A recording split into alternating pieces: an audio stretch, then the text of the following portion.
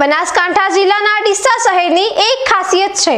વર્ષ દરમિયાન ડીસાવાસીઓ ગમે ત્યાં રહે પરંતુ દિવાળીના તહેવાર પર પોતાના વતન પહોંચીને પરિવાર સાથે દિવાળી પર્વની ઉજવણી કરે છે અને ત્યારબાદ બીજા દિવસે બેસતા વર્ષના વહેલી સવારના સમયે ડીસાવાસીઓ વર્ષોથી એક જ સ્થળ પર એકત્રિત થાય છે અને એકબીજાને ભેટીને પરસ્પર શુભેચ્છાઓની આપ-લે કરતા હોય છે। ત્યારે ડીસાના રોટરી ક્લબ દ્વારા પણ 50 વર્ષ કરતાં પણ વધારે સમયથી નવા વર્ષના દિવસે ડીસા ખાતે સ્નેહ મિલનનું આયોજન કરવામાં આવે છે અને મોટી સંખ્યામાં ડીસાવાસીઓ આ સ્નેહ મિલનમાં જોડાતા હોય છે।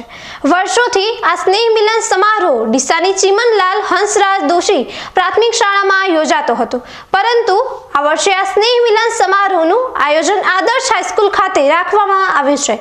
આવતીકાલે બેસતા વર્ષની પ્રભાતના સવારના 8:30 વાગે આ સ્નેહ મિલન કાર્યક્રમનું આયોજન કરવામાં આવ્યું છે।